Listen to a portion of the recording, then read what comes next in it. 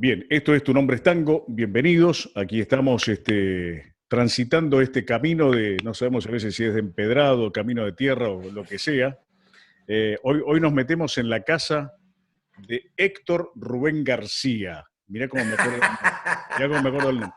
Alias Limón. ¿Por, Claro. ¿Por qué Limón? ¿Por qué? Ni me digas eso porque ni me di vuelta, ¿no? Claro, O tal cual. sea, hace muchos años que nadie me dice así. A Claro, veces sí, cuando voy a votar, ¿viste? Que te dicen el claro, nombre. claro, claro, qué bárbaro. Pero ¿de dónde viene lo de Limón?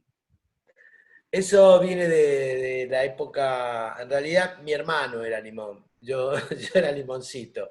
Y íbamos mucho a un club, al Club Talleres de Remedio Escalada, y en esos lugares generalmente se ponen sobrenombres, y a mi hermano le habían puesto Limón, y bueno, y yo por supuesto estaba todo el día con mi hermano, que es mayor que yo, y era Limoncito, y él después desapareció del club y me quedó a mí. Me quedó para siempre el sobrenombre, lo llevé en el secundario, después lo llevé con el tema de la música, siempre fue mucho más fácil identificarte por un sobrenombre. Ujú. Y nada, ahí lo llevo. Pero el de limón viene porque por lo gringo, por lo rubio. No, Limón viene porque no tiene, Limón viene porque a mi hermano le iba muy bien con la chica, ¿viste? Bien, Entonces, dejémoslo en ahí. eso, claro, en esa época en vez de decir chapar decían limaste, chapaste, no, limaste. Bien, Entonces, muy bien. bueno, y me quedó a mí. Remedio de Escalada, vos nacés en zona sur.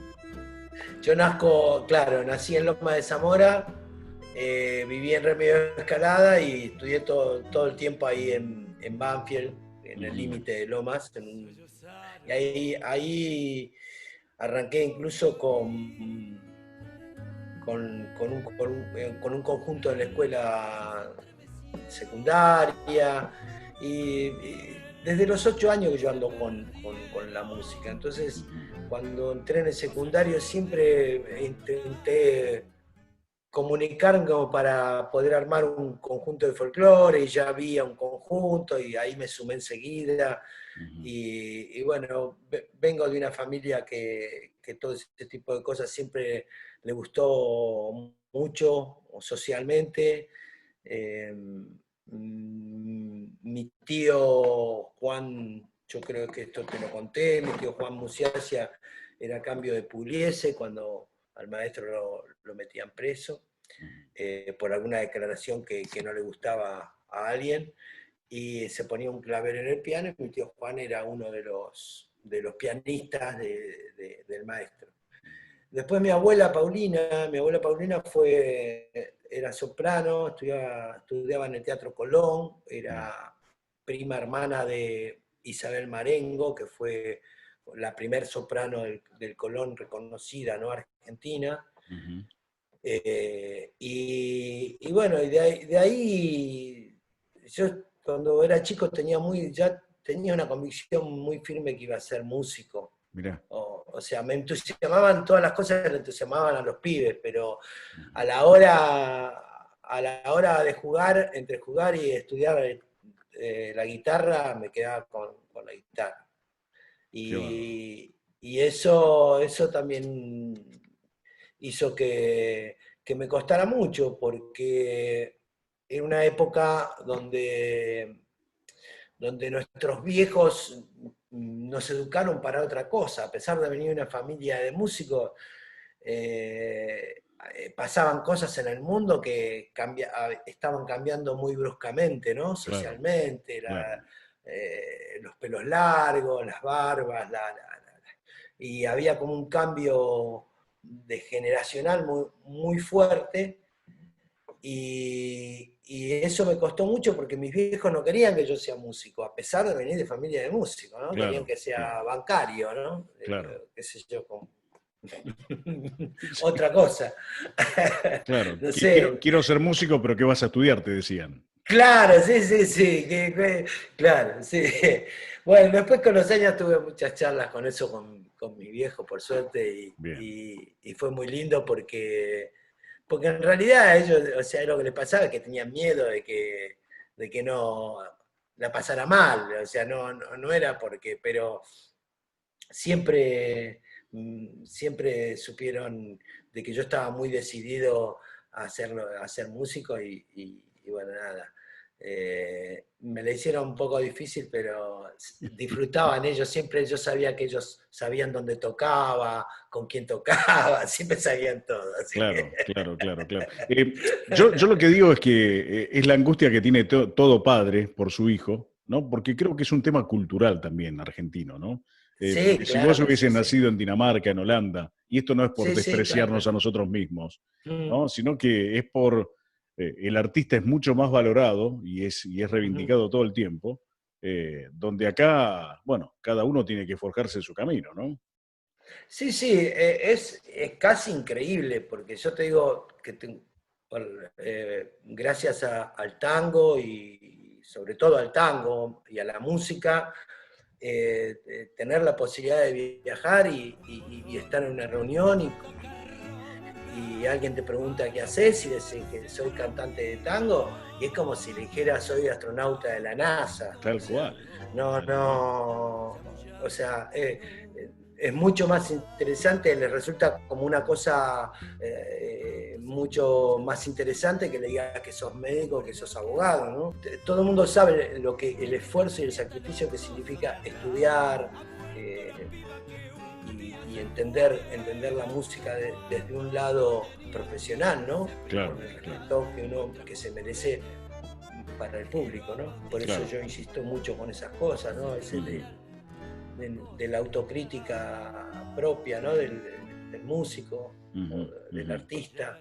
de por qué a veces la gente no asiste a los shows o a los espectáculos.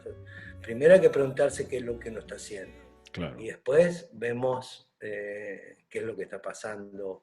Capaz que no le interesa a la gente lo que uno está haciendo. Por más que No, para uno sea lo más importante del claro, mundo. claro, sí, sí, sí. Y vos sabés que, Limón, quiero pararme un poquito en esto que decías vos, de que al talento hay que acompañarlo con laburo, ¿no? Ujú, Una vuelta ujú, escuchando, no sé si era Zeta Bosio o Charlie Alberti, que hablaban ujú, de Cerati, que decía, ujú, Cerati nos hacía laburar de lunes a lunes 8 horas, ujú, 8 horas. ujú, Entonces, claro, vos después escuchás a Soda y decís, wow, viste, me explota la cabeza. ujú, Y, ujú. y es así, ¿no? Es como que al laburo, o sea, el talento hay que acompañarlo con laburo. Aparte, estás en permanente formación.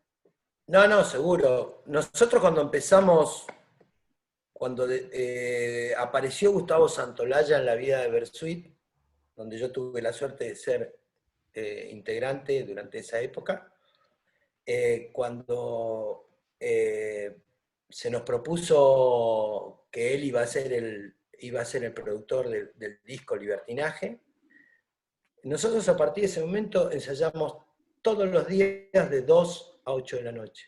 ¿Qué Todos disco los también? días, como si fuese un trabajo. Y Claro, a partir de ese momento no como si fuese, ¿no? es un laburo, Claro, claro, claro. claro. Como si fueras a la oficina o como si fueses a cualquier otro lugar, Ujú. donde eso nos permitía tener una elasticidad y un conocimiento sobre lo que estábamos tocando que nos permitía disfrutar mucho más arriba del escenario, Qué bárbaro. porque eso es lo que se logra. Fue una época maravillosa y maravillosamente creativa de muchas de las bandas de la década del 90, donde cuando nos dimos cuenta de que el secreto era ensayar, tocar bien y estar juntos como para entendernos más arriba del escenario, o sea, Ujú.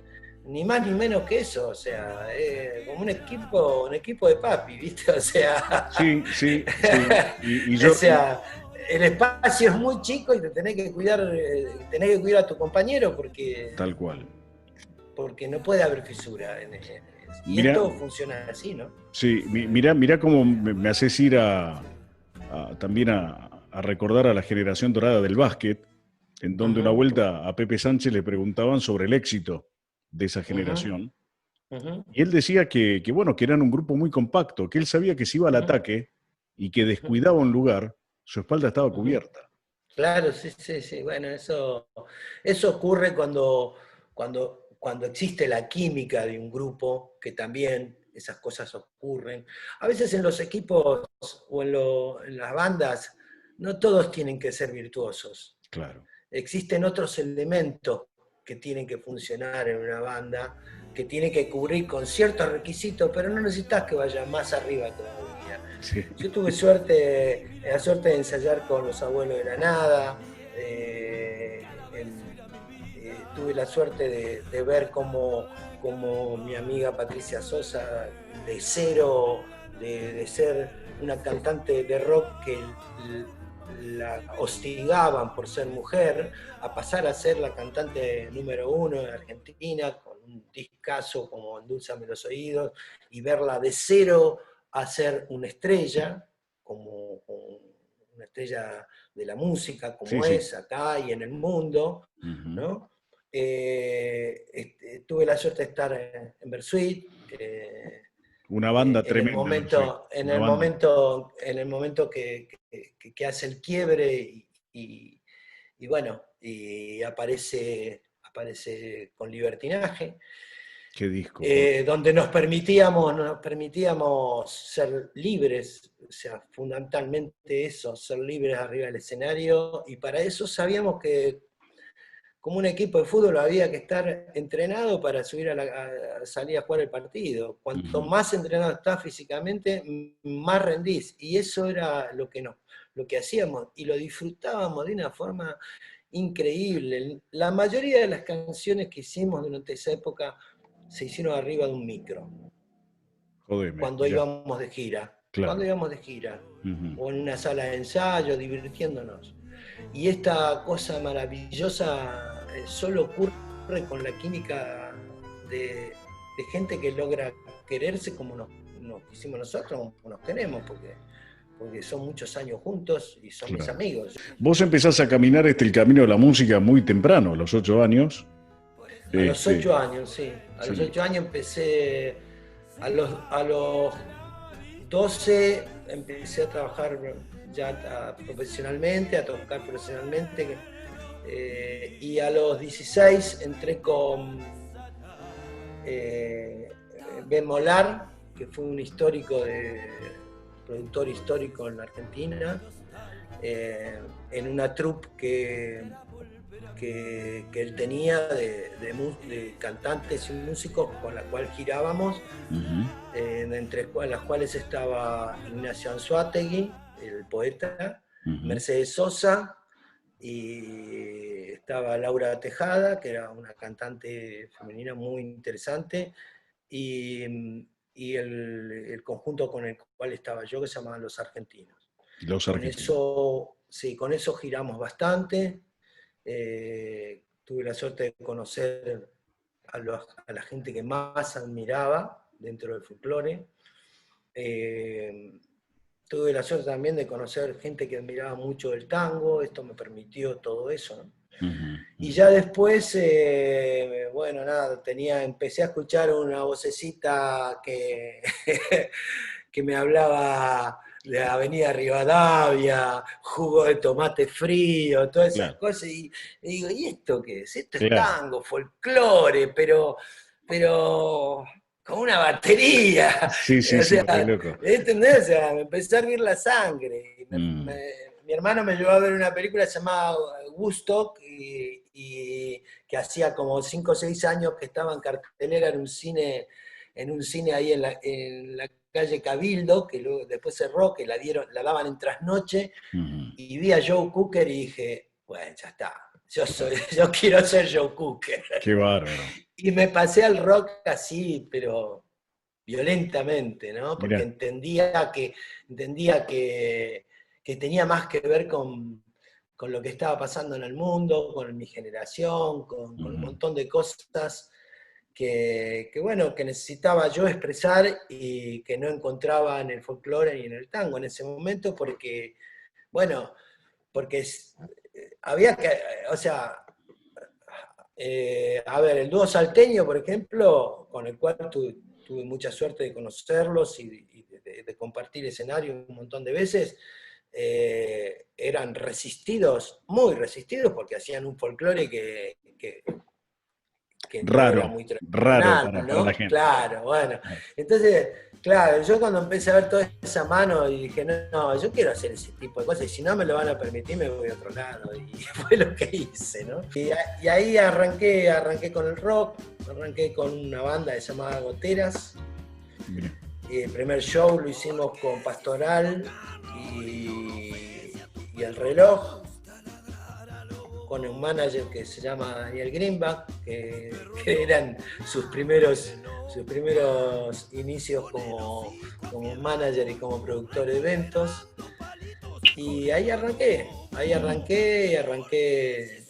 a tocar y bueno, nada, siempre fui muy curioso y empecé a instalar en lugares donde sabía que estaban las movidas y nada, quería aprender todo rapidísimo y bueno, nada. Sos bastante inquieto, ¿no? Por lo que uno puede deducir. Soy inquieto, sí, porque entiendo el arte desde ese lugar, ¿sabes?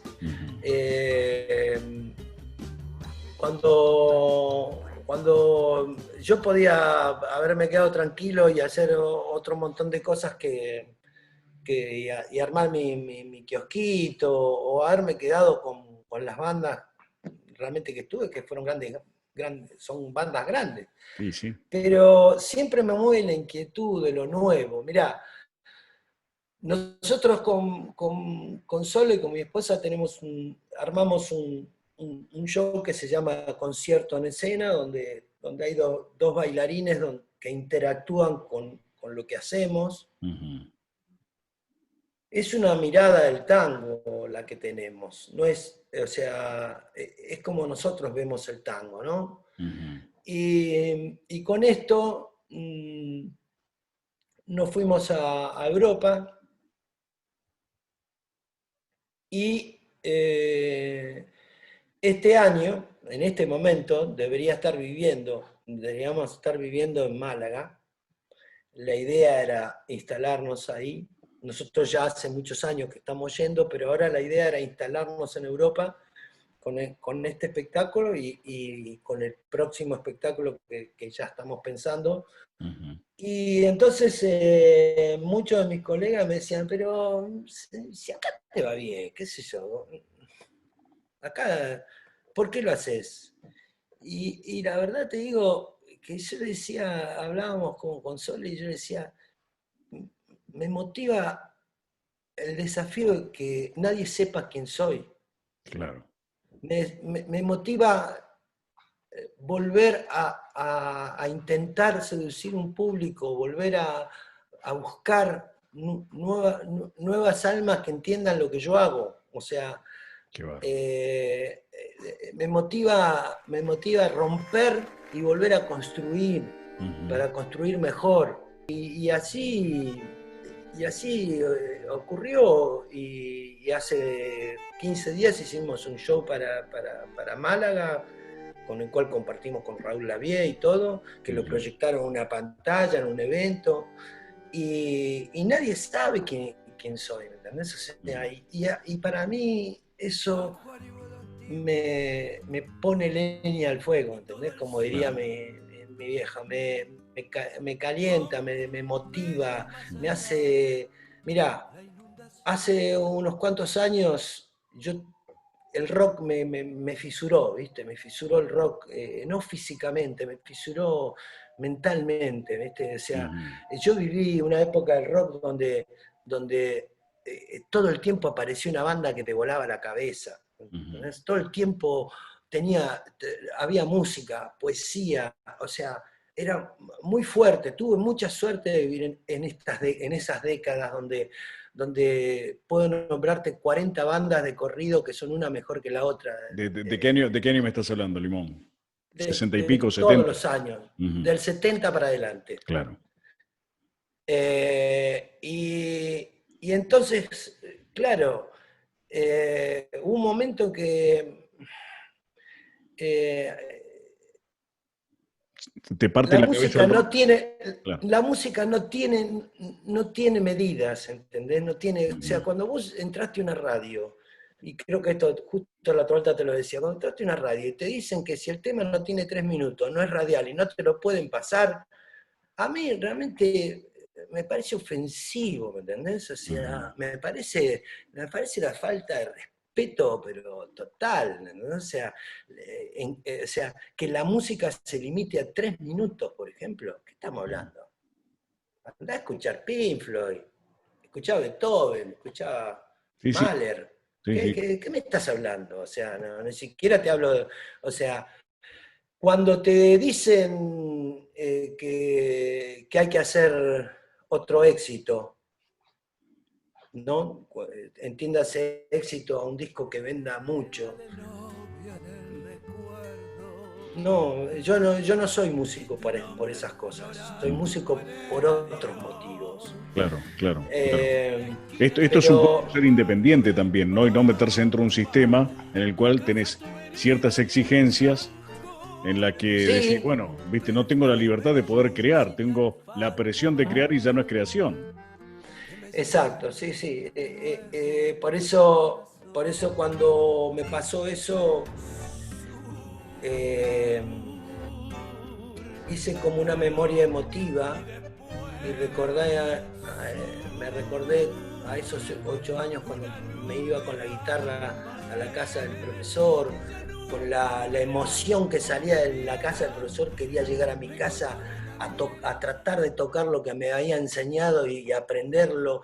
Cuando empecé a darme cuenta que el instrumento lo estaba domando y estaba pudiendo ir con las manos para donde yo quería, Claro. y encima podía cantar arriba de eso, cuando todas ese descubrimiento, esas emociones y todo, dije, y tengo que volver a la fuente.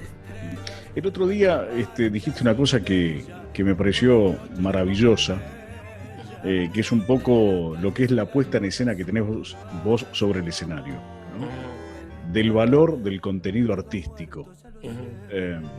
Por eso, Sí. mirando videos tuyos en YouTube y hablando de esta pareja de baile que vos decías que el tango lo ven desde ahí, contanos un poquito para nuestro Sí, canal. esto es un poco lo que te contaba, se llama concierto en escena. Es pensar en el concepto, en un concepto más teatral, y no tan parafernálico.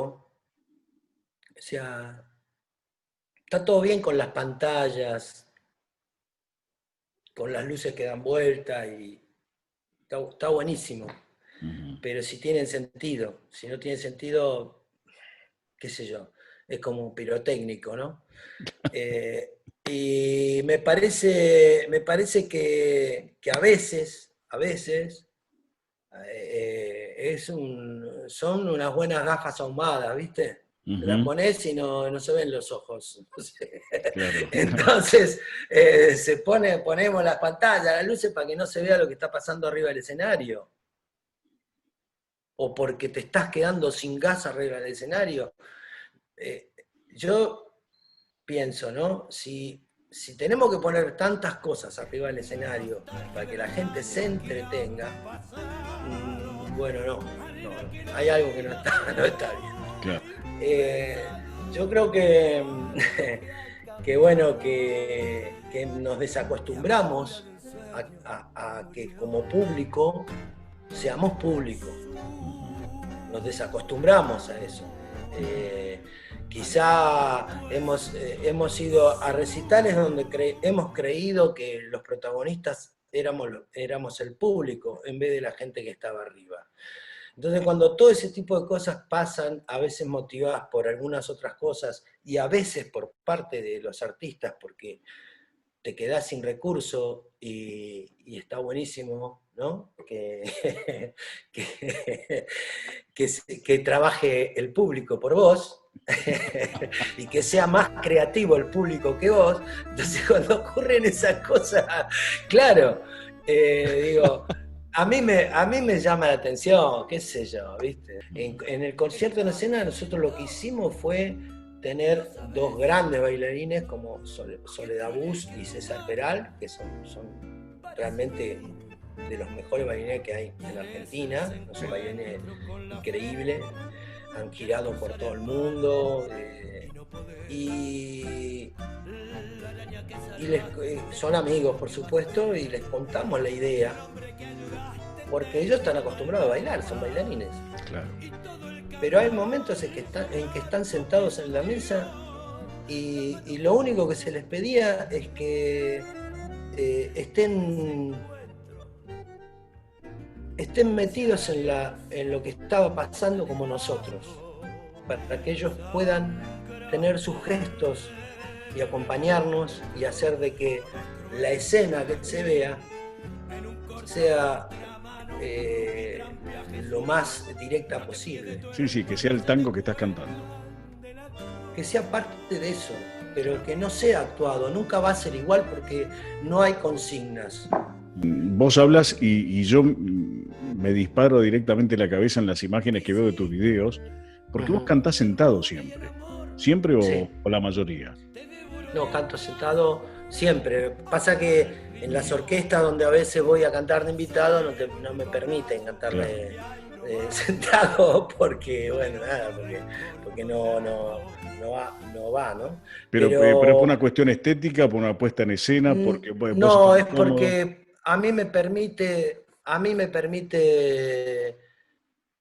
me permite estar con los pies en la tierra, de alguna forma. Me permite estar asentado. Si estoy parado, es como que no tengo piso. Mirá. Es una sensación. Que si yo canto y no tengo ninguna atadura, lo que me permite poder expresarme como yo tengo ganas, físicamente y vocalmente, tengo que estar sentado porque es en el lugar donde más seguro me siento. Mirá, y se nota mucho también el disfrute, ¿no? Y esa conexión de la que vos me estás hablando.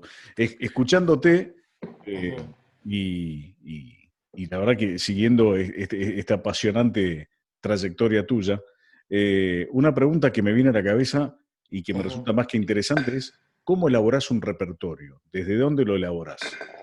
Porque te noto muy visceral, Limón, muy del cuore también, ¿no? Muy del cuore. Sí, en realidad un poco eso. Yo lo primero que hago es también buscar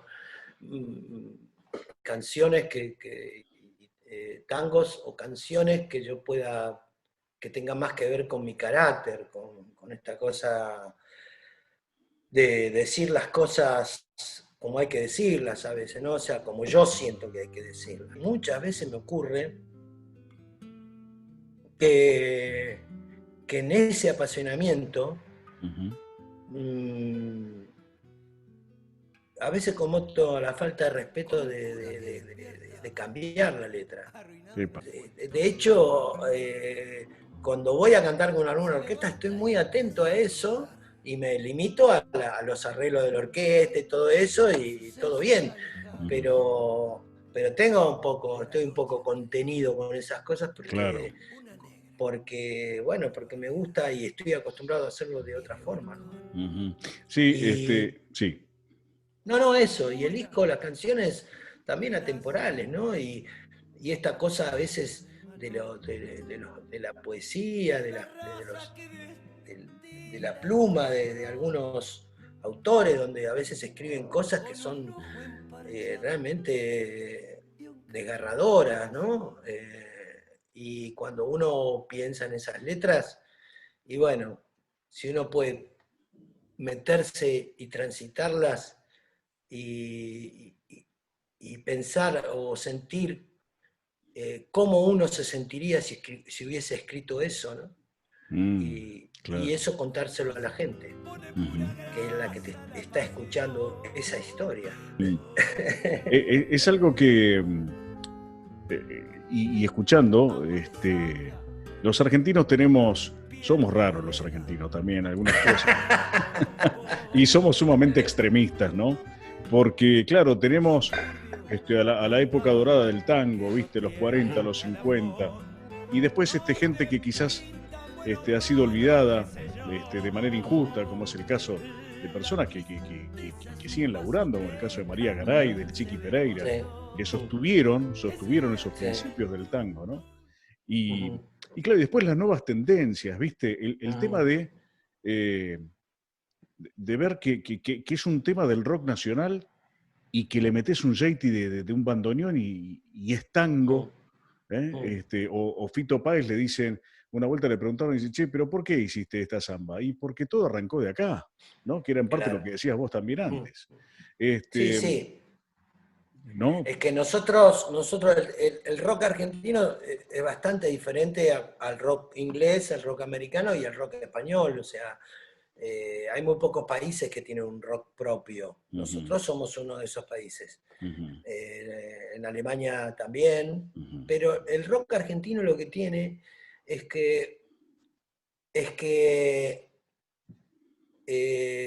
está fundado sobre las bases de lo que aprendimos.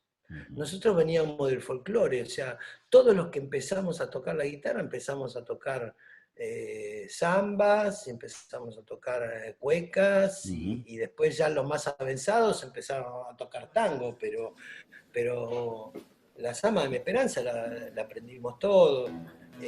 Los maestros lo primero que te enseñaban para entretenerte. Claro. Y cuando aparece el rock, que es lo que yo te digo, o sea, para mí era escuchar un tango, pero con una batería, era una cosa rara, ¿entendés? O sea, esta cosa que después le trataron de decir rock urbano, rock progresivo.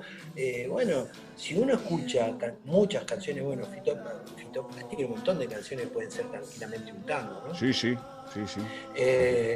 Pero eso Giro, por ejemplo, es un tango. Claro, pero eso los mayores y los fundamentalistas del tango lo tomaron como malo, y eso era lo bueno. Eso era lo bueno, que eso era lo que iba a transformar al tango. A ver, cuando el maestro Pugliese, Di Sarli, todos los maestros, Canaro, toda esa generación de maestros de tango, ¿no? Cuando hicieron eso, ¿cuántos años tenían? Sí, eran 20. pendejos, claro, eran pendejos. 20. Uh-huh. ¿Y sabés lo que le decían? ¿Sabés lo que le decían lo de la Guardia Vieja? Claro, ¿qué estás haciendo? ¿Qué estás haciendo? El Claro. tango se toca con...